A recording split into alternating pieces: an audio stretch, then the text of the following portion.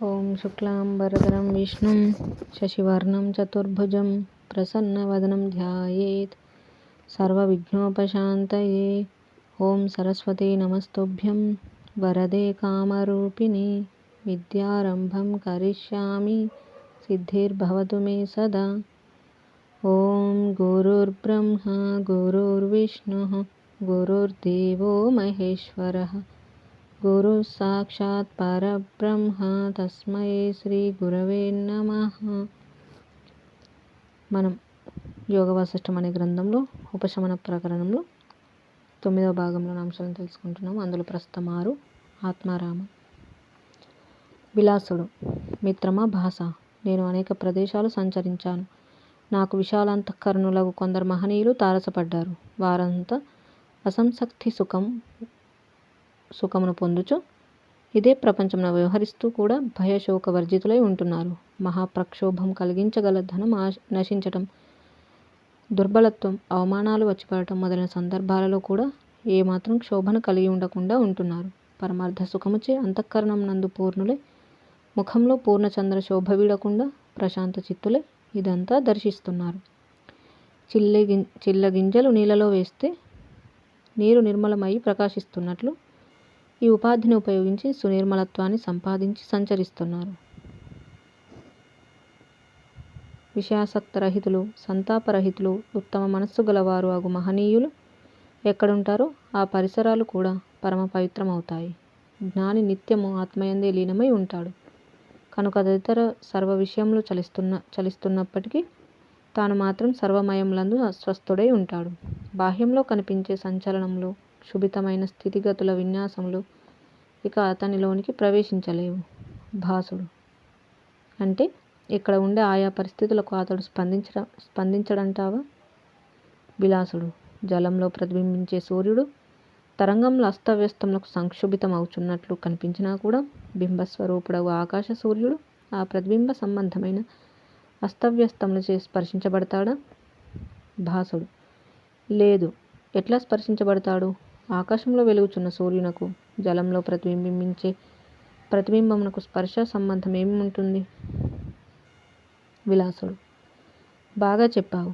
తరంగములలోని సూర్య ప్రతిబింబం పొందే చిందరవందరలకు వాస్తవ సూర్యునికి ఏమాత్రం చెందనట్లు వ్యవహార తత్పరుడు కావలసి వచ్చిన జ్ఞానికి ఆ వ్యవహారాలలోని ప్రియ అప్రియములు, సఫల విఫలములు, కార్యకారణములు తనకు సంబంధించనివై ఉంటాయి.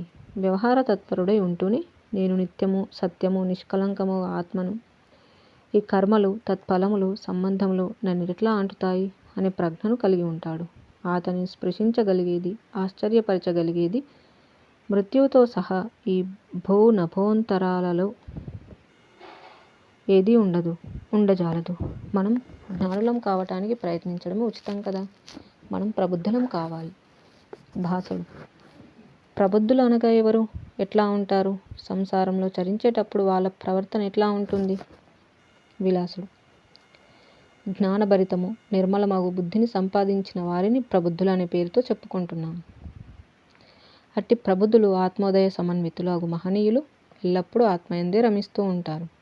వారు బాహ్యానికి నెమలిపించం యొక్క చివరి భాగంలాగా చలంగా ఉండవచ్చుగాక అంతరమున మాత్రం మేరు పర్వతంలాగా అచంచలంగా ఉంటారు. తెల్లగా ప్రకాశిస్తున్న మణిలో ఎదురుగా ఉన్నటి ఎర్రటి వస్తువులు ప్రతిబింబిస్తుంటే అంత మాత్రం చేత ఆ ఎరుపు మణికి అంటుతుందా? ఆత్మదశ పొందిన చిత్తము సుఖదుఖములచే రంజితము కాదు. కమలం జలంలో ఉన్నప్పటికీ జలం కమలమును అంటదు కదా. ఏ జీవుడైతే జీవేశ్వర తత్వమును ఎరిగి సచ్చిదానందమగు ఆ పరమాత్మ యందు సంలగ్నమైన చిత్తము కలవాడై ఉంటాడు. అట్టి వానిని ఈ సంసార విశేషాలు ఏమాత్రం కలుషితం చెయ్యలేవు. పరమాత్మ జ్ఞానం పొంది సర్వకల్పనావర్జితుడై ధ్యానం యొక్క అభావములందు కూడా ఆత్మానుభవమగ్నుడై ఉండేవానిని ఆత్మారాముడు, స్వసక్తుడు అని కూడా పిలుస్తూ ఉంటారు. అట్టివాడు భగవంతుడే అవుతాడు. భాసుడు. మనం అసంగత్వం పొందేదెట్లా? విలాసుడు. ఆత్మారాములము అయినప్పుడే, అనగా ఆత్మయందు రమించువారు అయినప్పుడే ఈ ప్రపంచంతో మనం అసంగత్వం పొందగలుగుతాం. ఆత్మ జ్ఞానోత్కర్ష చేత మాత్రమే సంశక్తి నశిస్తోంది. దానికి వేరే మరింకో మార్గమేదీ లేదు. మనం ఈ జాగ్రత్త స్వప్నములలో తోచుచున్న ద్రష్టత్వంకు కూడా అతీత భావులం అవుదాం. భావాతీతమై ఉన్నట్టి మన యొక్క రూపం ద్వంద్వరహితం, నిత్యం, ఆత్మోదయాన్వితం అని శాస్త్రములచే అభివర్ణింపబడింది కదా. మనం శాస్త్రములు సూచిస్తున్న ఆత్మ యొక్క విశేషణముల పట్ల దృఢమైన భావనను ఆశ్రయించి ఉంటే ఆత్మ ప్రకాశ రూపులమై వెలుగొందగలం. చంద్రబింబం క్రమంగా తన కళలను త్యజిస్తూ అమావాస్య వచ్చేసరికి తన యొక్క బింబభూతమగు సూర్యుని యందు ఐక్యమవుతోంది చూచావా. ఇక్కడ సూర్యుడు బింబంగాను, చంద్రుని యందు కనబడే ప్రకాశం ప్రతిబింబవశంగా ఉద్దేశించబడింది. మనం నేను నిత్యుడను, ద్వంద్వరహితుడను, యోగాన్వితుడను, జన్మ మృత్యులకు కూడా సాక్షి మాత్రుడను, ఇవి నా సమక్షంలో జరిగేవి, నేను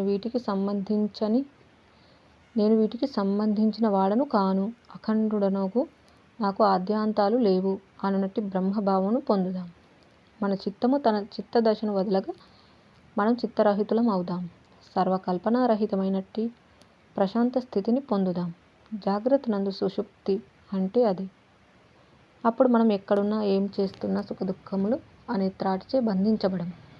ఆ విధంగా సర్వాతీతులమైన మనను వేధించగల, ఆశ్చర్యపరచగలిగేదేది 14 లోకాలలో ఉండజాలనప్పుడే మనిద్దరి జన్మలో సార్థకత పొందినట్లు. భాసుడు: మిత్రమా, ఇంతకీ చిత్తమునకు సంతాపం కలుగజేస్తున్నట్టి అసలైన కారణమేమిటి? విలాసుడు: ఇష్ట అనిష్టములు, లాభ అలాభములకు సంబంధించిన ఆశ నిరాశలు అనునవి జీవాహంకారమునకు కారణమగుచున్నాయి. జీవాహంకారమే చిత్తమునకు సంతాపం కలుగజేస్తోంది. భాసుడు: నిజమే. అయితే ఇప్పుడు ఈ జీవాహంకారం తొలగాలంటే మనం ఏం చేస్తే ఉపాయం? విలాసుడు: నేను బ్రహ్మమును, సర్వమును, పూర్ణమును అన్నట్టు ఆత్మదశను మన చిత్తం పొందేటట్లు మనం చేయాలి. ఎందుకంటే అట్లు పొందిన చిత్తమును మరింకేది ఏ విధంగానూ బాధించలేదు. ఆత్మశాస్త్రజ్ఞులు అట్టి చిత్తం యొక్క స్థితిని జాగ్రత్త సుషుప్తి అని పిలుస్తూ ఉంటారు. అది నిరహంకృతమైన స్థితి. విఘ్నుడు అట్టి చిత్తముతో, హృదయ నిర్మల లక్ష్యముతో ఆయా కర్మలు నిర్వర్తిస్తూ ఉంటాడు. అయితే ఆ కర్తవ్యములచే కూడా అతడు బంధించబడడు. మనం కూడా అట్టి జాగ్రత్త సుషుప్తి వృత్తిని అవలంబించి ఆపై ప్రారబ్ధ పరిపాకంచే సంప్రాప్తించే మన వర్ణాశ్రోచితమైన కర్మలు ఆచరిద్దాం. కానీ దేనిని ఆచరించని వారుగానే ఉందాం. జ్ఞానులు కర్మగ్రహణం కానీ కర్మత్యాజ్యం కానీ కోరరు. ప్రారబ్ధానుసారంగా ఏది ఎట్లు ఉచితము, సందర్భము అది అంతవరకు ఆచరించుచు అకర్తవ్య భావమును అవధరిస్తూ ఉంటారు. మన మార్గం కూడా అదియే అగుగాక. ఇష్టానిష్టముల విషయంలో సుషుప్త బుద్ధి కలిగి ఉండి మనం కార్యంలో ఆచరిద్దాం. అప్పుడు మనం దేనికి కర్తలం కాము. అకర్తృత్వ స్వభావం గ్రహించి ఆపై యథాతథంగా చేయవలసినవి చేద్దాం, చేయకూడనివి మానుదాం. సంకల్ప వికల్పరహితులమై ఉందాం. 3 నెలల పసిబిడ్డ ఊయలలో ఊగుతూ ఏ సంకల్పం లేకుండానే నవ్వటం, కేరింతలు కొట్టడం, కాళ్ళు చేతులు విదల్చడం చేస్తుంది చూచావా. మనం కూడా ఫలములను చింతించకుండానే క్రియలు ఆచరిద్దాం. విషయవర్జితులమై, విషయాతీతులమై, చైతన్య పదమునందు సంస్థితులమై ఉండటం అభ్యసిద్దాం. ఆత్మజ్ఞానం పొందిన తరువాత జీవుడు ఏ కర్మలు నిర్వర్తిస్తాడో వాటి యందు అతడు నేను కర్తను అనే భావం పొందడు. అకర్తృత్వం అతనికి స్వభావమే అవుతుంది. చిత్తమునందు వాసనలు లేకపోవటం చేతనే అతని అంతఃకరణం శీతలత్వం పొంది ఉంటుంది. సర్వ అవస్థలందు సమరూపుడై, పరిపూర్ణుడై, మహా తేజస్వి అయి ఉంటాడు. కొన్ని ఋతువులలోనూ కొండ ఒకే తీరుగా ఉంటుంది కదా. వృక్షములు, పచ్చిగరిక మొక్కలు గల పర్వతం గాలి వీస్తున్నప్పుడు ఆకుల కదలికలచే కదులుచున్నట్లు కనబడుతుంది. ఆకులు కదలవచ్చునేమో గాని పర్వతం కదులుతుందా? ధీరాత్ముడు బాహ్యమునందు లౌకిక క్రియలచే చంచలం పొందినప్పటికీ అంతరమున అచంచలుడై ఉంటున్నాడు. అట్టి చంచలరహితమైన అంతరంగ స్థితి మనం సంపాదించాలి. ఆపై ఈ శరీరంలో ఉన్నా లేకున్నా, లేక మరి ఏదైనా ఎట్లా ఉన్నా మనకేమి నష్టం? జగత్తు యొక్క రాహిత్యము అనునది మనుజునకు అభ్యాసవశం చేతనే దృఢపడుతుంది. మొట్టమొదట జగత్ రహితమైనట్టి ఒకానొక సుషుప్తి స్థితిని అభ్యసించాలి. అట్టి స్థితి అభ్యాస యోగంచే దృఢపడినప్పుడు దానిని తత్వజ్ఞులైన మహాత్ములు తురీయ స్థితి అని పిలుస్తారు. మనం అందుకు ప్రయత్నిద్దాం. సర్వ విఘ్నములను దూరీకరించి మహాభ్యుదయం పొందుచు జ్ఞానానందమయములమై ఆపై ఈ జగద్రచనను ఒక లీల వలె దర్శించడం అభ్యాసం చేద్దాం. భయ శోక ఆయాసములు లేని వారే సంసార భ్రమరహితులం అవుచు అట్టి తురీయ అవస్థలో సంస్థితులమై ఇక ఈ సంసారమును మనం పడవద్దు.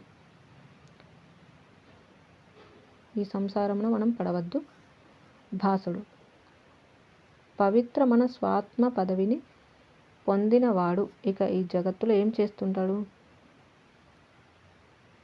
విలాసుడు: అట్టి ధీరబుద్ధి కలవాడు ఈ ప్రపంచమును చూచి అజ్ఞాన కారణం చేత ప్రకటితమవుతున్న ఇందరి జీవుల ఉద్వేగాదులను గమనిస్తూ నవ్వుకుంటున్నాడు. ఒక ఎత్తైన మేడపై చివరి భాగంలో నిలబడి ఉన్నప్పుడు క్రింద రహదారిలో చరించు జనులను, రథాలను చూస్తున్నట్లు మనం కూడా దూరంగా ఉంటూ ఈ సంసార విన్యాసంను దరీక్షిద్దాం. క్రొత్త ప్రదేశంలోని జన సమూహంలాగా అసంబంధీకులమై గాంచుదాం. బ్రాహ్మీ స్థితిని ఆశ్రయించి జాగృత్ స్వప్న సుషుప్తుల కంటే కూడా అతీతమైన మహదానందమైన స్థితిని పొందుదాం. యోగులు ఆశ్రయించే తురీయమును కూడా అధిగమించి అనిర్వచనీయము, శబ్దములకు అందనిది అఖండ ప్రమేయ స్వభావులం అవుదాం. తురీయాతీతులం అవుదాం. అలా తురీయాతీతుడైన వ్యక్తికి తమో గుణాత్మకమగు అభిమానమంతా రహితమవుతుంది. లెక్కలేనన్ని జన్మలకు హేతుభూతములగు వాసనలు సన్నగిల్లుతాయి. కర్మపాశములు తొలగిపోతాయి. నీళ్లలో పడ్డ ఉప్పులాగా మనస్సు స్వస్వరూపమునందు లయమై పరమానందమగు ఆత్మసత్తను అవధరిస్తుంది. అందువలన మనం ఉత్తమ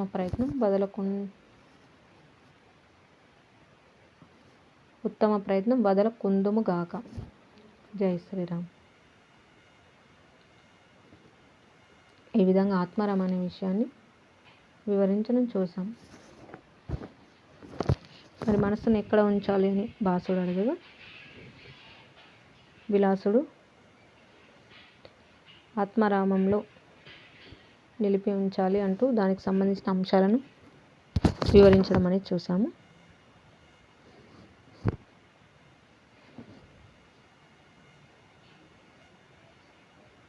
ఇక తర్వాతి అంశము 7వది, ఆత్మ అప్రమేయమైనది. శ్రీ వశిష్ఠ మహర్షి: చూచావా రామ, ఆ విధంగా వారిద్దరూ మొట్టమొదట కుశల ప్రశ్నలతో ప్రారంభించి పరమోత్తమమగు సన్మార్గమును విచారణ చేశారు. కాలక్రమంగా నిర్మల జ్ఞానం పొంది నిర్మలులయ్యారు, ముక్త స్వరూపులయ్యారు. కనుక జీవుడు ఈ జాగ్రత్త స్వప్న సుషుప్తులనబడే అవస్థాత్రయం యొక్క వాస్తవ స్వరూపం చక్కగా విచారిస్తూ ఉండాలి సుమ. వాటిని సాక్షి స్వరూపంగా చిన్మాత్రమునందు సర్వభావాభావములను లయం చేయాలి. అప్పుడు శేషించేది తురీయము లేక కేవలీ పదం.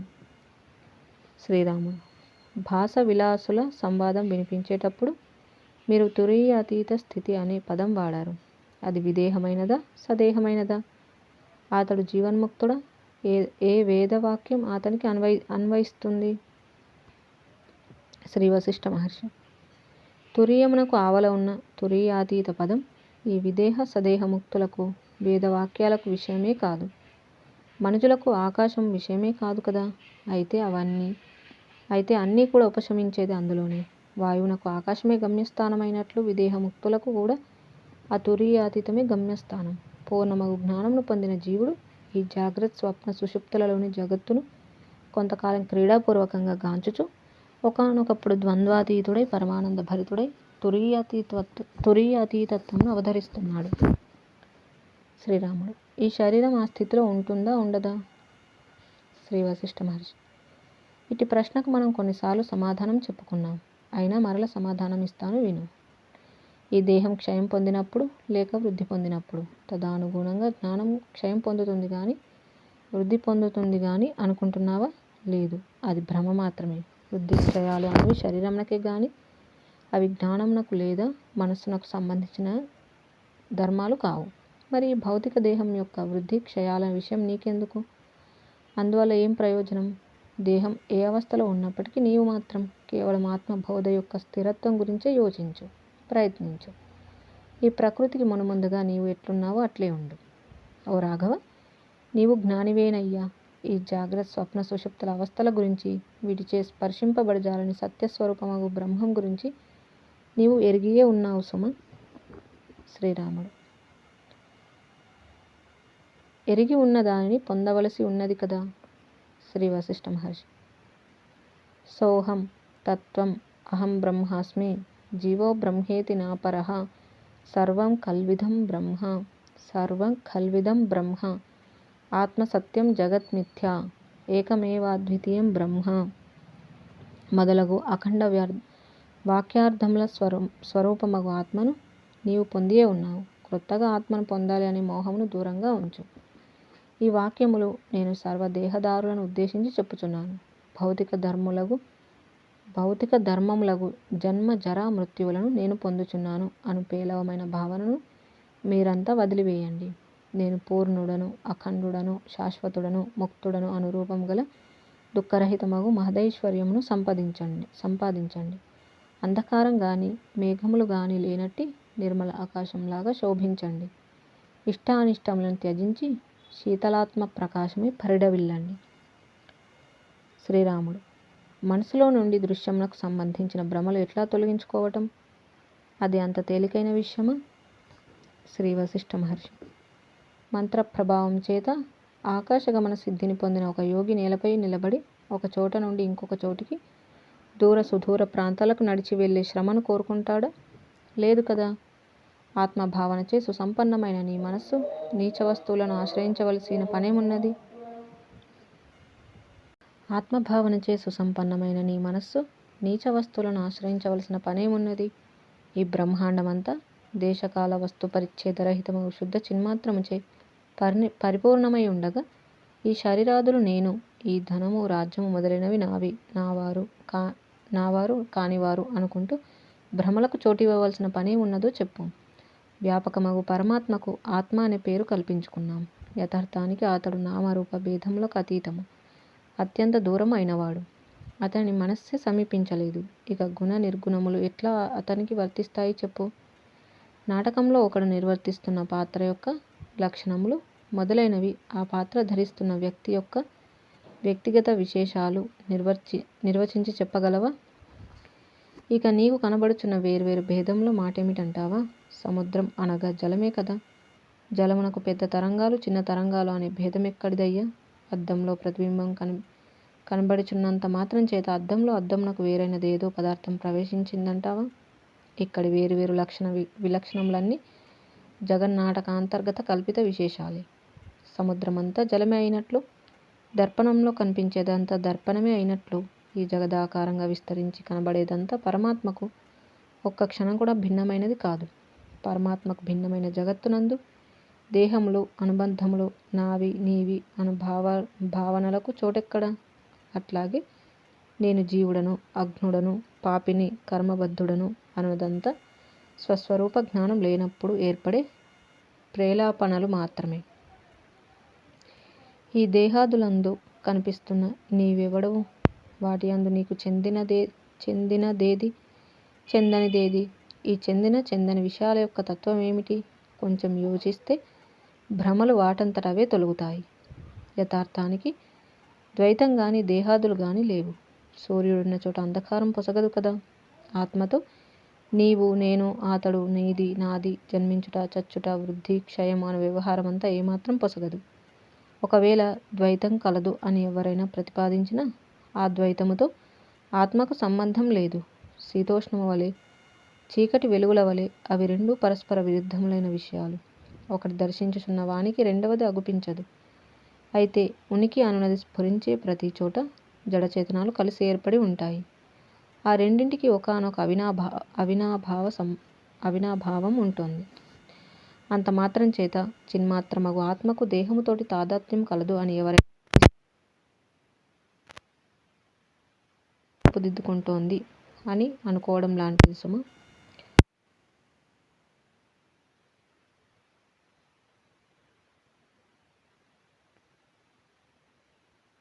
అనిపిస్తోంది అను జ్ఞానం యొక్క ప్రభావం చేత అక్కడ తటాకం ఉన్నది అను భావం నశిస్తోంది కదా. ఒక్క సత్య వస్తువు దర్శనంచే మాత్రమే మిథ్యా దృష్టి నశిస్తుంది. ఓ రామ, ఒక్క విషయం మాత్రం నీ జ్ఞప్తి ఎరుక పథం నుండి ఏమాత్రం కోల్పోవద్దు. అదేమిటంటే, చిత్స్వరూపమగు ఆత్మ నిర్మలమై, నిత్యమై, స్వయం ప్రకాశకమై, వికారరహితమై, అఖండమై, అప్రమేయమై సర్వదా వెలుగొందుచున్నది. అదియే నీ యొక్క నా యొక్క వాస్తవ స్వరూపం. నా ఈ వాక్యాలు వినటం జరుగుతున్న ఈ సభకు బాహ్యంలోని అందరి స్వరూపం అదే. ప్రతి ఒక్కని వాస్తవ స్వరూపం అదే. నీవు గాని, నేను గాని, ఇక్కడి ప్రియ సభికులు గాని, భూత భవిష్యత్ వర్తమానములలో తదితరులు గాని ఆత్మకు వేరుగా మరేది అయి ఉండలేదు, అయి ఉండబోము. మనమందరం ఆత్మస్వరూపంలే అయి ఉన్నాము. ఇక ఈ దేహానికి వస్తే ఇది అనిత్యము, మలయుతము. ఈ దేహం స్వయం ప్రకాశకం కాదు. ఇది మరొక దానిచే ప్రకాశింపబడుచున్నది. ఆత్మయగు నేను వికారరహితుడను. ఈ శరీరము వికారసహితమైనది. అట్టి శరీరంతో ఆత్మకు సంబంధం ఎట్లా కలుగుతుంది చెప్పు? ఈ దేహము ప్రాణవాయువుచే చేష్టితమగుచున్నది. అన్నము, జలము మొదలైన వాటిచే వర్ధితమగుచున్నది. ఇంతలోనే ఎప్పుడో కృషించుచున్నది. దీనితో నేను వర్ధిల్లను, కృషించను కనుక ఈ విధంగా దేహముతోటి జీవునకు సంబంధం పొసగనే పొసగదు. పోనీ ద్వైత దృష్టితో ఈ శరీర ఆత్మలను పరిశీలించామనుకో, ద్వైత సిద్ధి అనగా జీవునకు వేరైన మరొక సత్త కలదు అని కదా. మరి ఆ రెండవ సత్త ఏమిటి? అది కూడా చైతన్యమే కదా. చైతన్యము జీవునకు గాని, చైతన్యము ఆ రెండవ సత్తకు గాని భేదం ఉండదు. పంజరంలో సింహం. చూచావా రామయ్య, ఈ శరీరం ఆత్మలను విచారణ దృష్టితో చూడబడకపోవటం చేతనే సర్వ అనర్థములు వచ్చి పడుతున్నాయి. శ్రీరాముడు. జగద్దృష్టి అంతటికి సారభూతమైనట్టి ఈ అంతఃకరణమునకు కారణమేమిటి? శ్రీ వశిష్ఠ మహర్షి. ఈ ప్రశ్నకు సమాధానం పెద్దలు అజ్ఞానమే, మూఢత్వమే, అవిచారణే అని చెప్పుచున్నారు. ఆత్మయే విపరీత సంస్కారములను గ్రహించుట అను మోహముచే తన స్వసత్త యొక్క జ్ఞానమును త్యజించి భ్రమ బీజ సహితమగు చిత్తాకార పరిణామమును ధరిస్తోంది. స్వయం ప్రకాశమానుడు, స్వయం జ్యోతి స్వరూపుడు అగు సూర్యభగవానుని చూడు. గ్రహణ సమయంలో అతని పట్ల రాహు అను తమస్సు ఏర్పడుతోంది చూచావా? వాస్తవానికి సూర్యునిలో తమస్సు ఎట్లా ఉంటుందయ్యా? సూర్యగ్రహణం అన్నది భూమిపై చరించే జీవుల యొక్క దృశ్య చమత్కారమే కదా. అట్లాగే మిక్కిలి అసంభవం అయినప్పటికీ ఆత్మను జనన మరణాదులు అనే అజ్ఞానం కప్పి ఉంచుతోంది. అనర్థహేతువులైన ఈ చిత్తం సత్యమగు ఆత్మతత్వం యొక్క ఎరుకచే లేక జ్ఞానంచే గదిలో దీపం వెలిగించిన తర్వాత చీకటిలాగా క్షణంలో నశించగలదు. చిత్తమును పరిశుద్ధపరచనంతకాలం అజ్ఞానం జనిస్తూనే ఉంటుంది. ఓ జనులారా, మీరంతా ఈ చిత్తం గురించి, ఇందులో ఏర్పడి ఉన్న దోష దృష్టుల గురించి బాగా విచారణ చేయండి. ఈ చిత్తమునకే జీవుడు, మనస్సు, అంతఃకరణము మొదలైన పేర్లు కూడా ఉంటున్నాయని గ్రహించండి. శ్రీరాముడు. ప్రభు, మనం కొనసాగిస్తున్న విచారణ యొక్క ఆరూఢత కొరకు ఒక విషయం ముందుగా చెప్పండి. ఈ చిత్తమునకు జీవుడు, అంతఃకరణం మొదలైన సంజ్ఞలన్నీ ఎట్లా ఏర్పడుచున్నాయి, ఎట్లా రూఢి పొందుచున్నాయి? శ్రీ వశిష్ఠ మహర్షి. అనేక తరంగాలు ఎక్కడి నుండి వచ్చాయి? జలం నుంచే కదా. అట్లాగే సమస్త పదార్థములు సమిష్టి చిత్తం నుండి ప్రాదుర్భవిస్తున్నాయి. ఆత్మతత్వముతోటి ఏకత్వ ధ్యాసచే ఇది నీవు తప్పక గ్రహిస్తావు. ఒక్కసారి సముద్రమును చూడు. అందు జలం ఒకచోట చంచలములైన అసంఖ్యాక తరంగాలు కలిగి ఉంటుంది. ఇంకొక చోట స్పందనరహితంగా, తరంగాలు లేకుండా ప్రశాంతంగా ఉంటుంది. స్పందన రూపమగు ఆత్మ ఒకచోట నిర్మలంగా, శుద్ధంగా, మరొక చోట ప్రతిబింబ రూపంగా ఉంటుంది. శిల మొదలైనవి చలనరహితంగా తమ యందు తామే స్థితి కలిగి ఉన్నాయి. కాని మానవుడు తదితర జంతువులు చేష్టాయుతులై చలనం కలిగి ఉన్నారు. శరీరములన్నింటి యందు ఆయా వివిధ రూపములలో పరమాత్మ యొక్క శక్తి ఉండి ఉన్నది. అయితే ఆ శక్తి కొన్ని దేహములలో కల్పిత రూపమైన అజ్ఞానం కలిగి ఉంటుంది. ఆ పరమాత్మయే కల్పితమగు అజ్ఞానమును ఆశ్రయించి ప్రసిద్ధుడై అట్లు ఉంటున్నాడని గ్రహించు. ప్రతిబింబ దశను పొందిన పరమాత్మయే అజ్ఞానావరణమును కలిగి ఉన్నప్పుడు జీవుడు అను పేరుతో మనం పిలుస్తున్నాం. వాస్తవానికి ఈ జీవుడు సంసారం అను మాయాత్మకమైన పంజరంలోని సింహమని గ్రహించు. జై శ్రీరామ్. ఈ విధంగా మనకి ఆత్మ అప్రమేయమైనది అనే విషయాన్ని వివరించడం జరిగింది.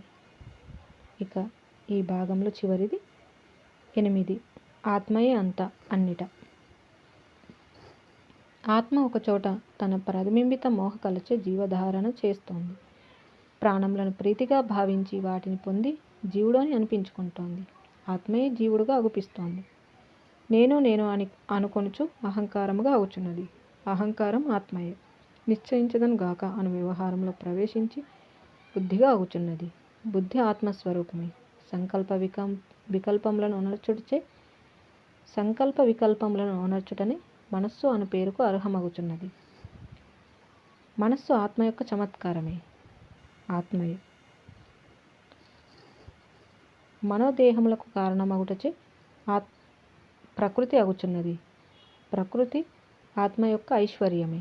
ఆత్మయే బర్ధిల్లుటచే దేహముగా అగుచున్నది.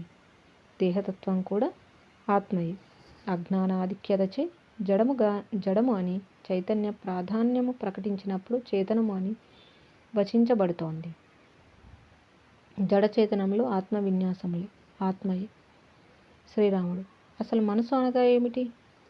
శ్రీ వశిష్ఠ మహర్షి: రామయ్య, మనం అనేక కోణాల నుండి ఇప్పటి వరకు చెప్పుకున్న తర్వాత మరల మనస్సు అంటే ఏమిటి అని ప్రశ్నిస్తుంటే నాకు కొంచెం నవ్వు వస్తుంది. అయినా నీవు అడగటం సముచితమే. విను, మరొక కోణం నుండి చెప్తాను. అజ్ఞానం, దానికి సాక్షి మధ్యగల స్థితే పరమాత్మాభాసితమగు మనస్సు.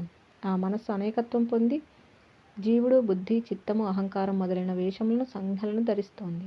నవరసాలు పోషించినట్లు ఒక్కొక్క నాటకంలో ఒక్కొక్క రస సమన్వితమైన వేషం వేస్తున్నట్లు మనస్సు అనేక ధర్మములను అవతరించి ప్రవర్తిస్తోంది. మనస్సు యొక్క స్వరూపం ఆత్మయే. అయితే రామ, నీవిక్కడ ఒక్క విషయం అత్యంత సూక్ష్మ వృద్ధితో గ్రహించాలని మనవి చేస్తున్నాను, హెచ్చరిస్తున్నాను. అజ్ఞానులు, దుర్బుద్ధులు, మూఢులు అవు కొందరు తార్కికులు ఇది మనస్సు, ఇది బుద్ధి, ఇది చిత్తము, ఇది జీవుడు, ఇది దేవుడు అని అనేక నిర్వచనములలో ప్రవేశించి ఆయా సంజ్ఞలలో వ్యర్థంగా అభినివేశం కలిగి ఉంటున్నారు. విఘ్నులు వాటిని సాధనములులాగా, ఉపకరణములుగా, సోపానములుగా చూస్తారే గాని సాధ్యముగా కాదు. సాధకుడు, సాధనములు ఎక్కడ పరిమితమవుతాయో గ్రహిస్తూ ఉండాలని నా మనవి. శ్రీరామ: మీ హెచ్చరికలో నాకు అత్యున్నతమైన పరమార్థమే గోచరిస్తుంది. అయితే మరొక సందేహం. శరీరం ఉన్నంత వరకు సంసారం ఉండియే తీరుతోంది కదా. సంసారం ఉన్నంత వరకు అజ్ఞానం ఉంటుంది కనుక సంజ్ఞల అవసరం ఉండియే ఉంటుంది కదా. కాబట్టి సంసారంనకు కారణం ఈ దేహమేనని అనవచ్చా? శ్రీ వశిష్ఠ మహర్షి: జీవుడే సంసారంనకు కారణమగుచున్నాడు గాని మూగము, దీనము అయిన ఈ దేహం సంసారంనకు ఏమాత్రం కారణం కాదు. కవిత్వం పెళ్ళుబిక్కేది కవిలోంచి గాని కలంలోంచి కాదే. ఒక కుండలో నీళ్లున్నాయనుకో, కుండ పగిలితే నీళ్లు నశిస్తాయా? ఆధారము అధేయము ఈ రెండింట్లో ఒకటి నశించినంత మాత్రం చేత రెండవది నశించదు. ఒక ఆకు ఎండిపోయిందనుకో, అప్పుడు అందులోని రసం ఏమయ్యింది? నశించిందా? లేదు. అది సూర్యకిరణములలో ప్రవేశించింది, మరొక రూపుదిద్దుకున్నది, అంతే. శరీరం నశించినా ఆత్మ నశించదు. ఆత్మను ఆశ్రయించి ఆత్మేచ్ఛచే నిర్మితమైన ఈ శరీరాదులు ఏర్పడి ఉంటున్నాయి. అందుచేత ఆత్మ వాసనా సహితమైతే ఈ శరీరం వాసనయందే ఉంటుంది. ఆత్మయందు వాసనలు రహితమైతే ఈ శరీరం చిదాకాశంలో ఉంటుంది. ఏ దుర్బుద్ధి అయితే ఈ శరీరం నశించిందా, నా పని అయిపోయినట్లే అని, నేను నశించినట్లే అని అనుకుంటాడో అట్టివానికి తల్లి స్థానంలో బేతాళం అనుభవం అవుతుందని నా అభిప్రాయం. మననముచే బంధం ఏర్పడుతోంది. ఎప్పుడైతే ఉపాధులకు, సంస్కారములకు సంబంధించిన మరణం తొలగుతుందో అప్పుడు అట్టి జీవుడు స్వతసిద్ధంగా తన యొక్క బ్రహ్మస్వభావమును సంస్మరిస్తాడు, నిరతిశయ ఆనందమును పొందుతాడు. అయితే శరీరం నశించిన చిత్తం ఉంటుంది. చిత్తమే జీవుని సూక్ష్మదేహం. చిత్తంలో వేటి గురించి ధ్యాసలు, మరణములు ఆధిక్యత కలిగి ఉంటాయో ఆ అనుభవములకు అనుకూలంగా తరువాతి ఉపాధులు ఏర్పడుచున్నాయి. శ్రీరాముడు: ఒకవేళ చిత్తమే నశించిందనుకోండి, అప్పుడేమవుతుంది? శ్రీ వశిష్ఠ మహర్షి: అప్పుడు ఇంకేమున్నది? స్వస్వరూపమగు ఆత్మయే శేషించటమే పరమానందదాయకమగు మోక్షమై ఉన్నది. కనుక దేహం నశించుటచే ఏది నశించుటయే లేదు. ఇక చిత్తం నశించినప్పుడు స్వస్థానమే లభించగలదు. మరింక చింత దేనికో చెప్పు. ఈతడు మరణించాడు, నశించాడు అను కథనమంతా మిథ్యాకథనమే. అదంతా కూడా అసత్కల్పన మాత్రమే. ఈ జీవుడు స్వస్వరూపం విషయమై అజ్ఞానం ఏర్పడి ఉన్నంత వరకు వేరువేరు ఉపాధులను, దేశకాలములను, స్థితిగతులను గ్రహించుతూనే ఉన్నాడు. ఒకానొకప్పుడు శాస్త్ర పరిశీలనచే, స్వప్రయత్నముచే తన స్వరూపమేమిటో గ్రహించి ఈ జన్మ కర్మల చక్రమును నిరోధిస్తున్నాడు, లేక త్యజిస్తున్నాడు, లేనివిగా చూస్తున్నాడు. మోక్షమనగా అది. మరణమనే నదిలోని తరంగములచే కొట్టుకొని పోవుచున్న గడ్డి పరకల వలె కొందరు జీవులు దేశకాలముల కల్పనా పరంపరలలో అనేకసార్లు ప్రవేశ నిష్క్రమణములను నిర్వర్తించుకుంటూ పోతున్నారు. ఒక దేశకాలములలో ప్రవేశమే తన జన్మ అని, దాని నుండి నిష్క్రమణమే తన మరణమని భ్రమలను స్వీకరిస్తూ అనేకసార్లు నేను దుఃఖిని, సుఖిని, నీచుణ్ణి, గొప్పవాడిని ఇత్యాది యోచన లంపటంలో మ్రగ్గుచున్నాడు. కొండముచ్చు ఒక చెట్టు వదిలి మరొక చెట్టును ఎక్కుచున్నట్లు అతడు ఒక శరీరం వదిలి మరొక శరీరంలో ప్రవేశిస్తున్నాడు. కొంతకాలానికి అది వదిలి ఇంకొకటి చరివిత చరణంగా బహుదూరపు బాటసారిలాగా పయనం సాగిస్తూనే ఉన్నాడు.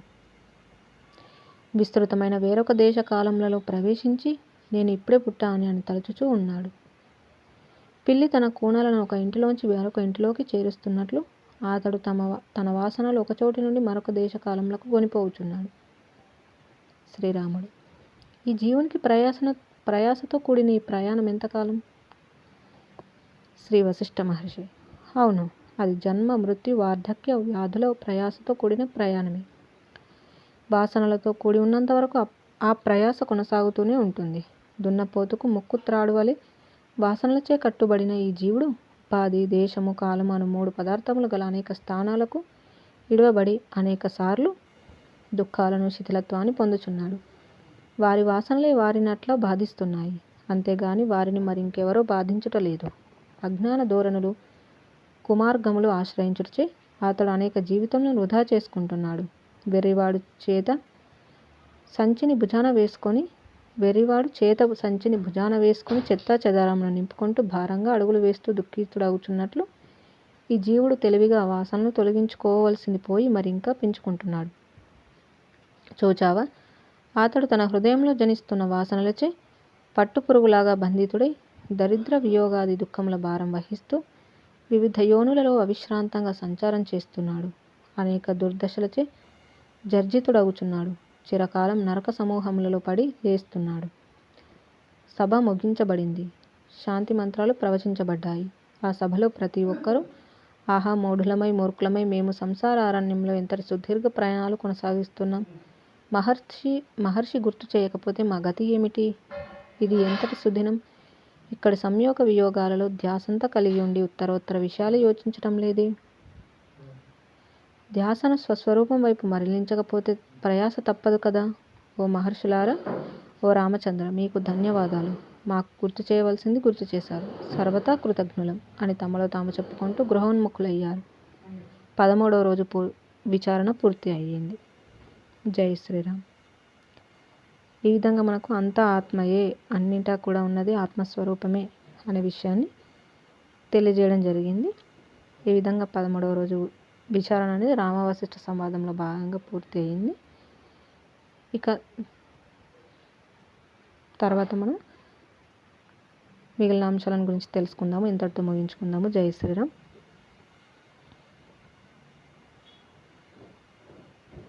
కాయేన వాచా మనసేంద్రియైర్వా బుద్ధ్యాత్మనా వా ప్రకృతే స్వభావాత్ కరోమి యద్యత్ సకలం పరస్మై నారాయణాయేతి సమర్పయామి. స్వస్తి. ఓం తత్సత్.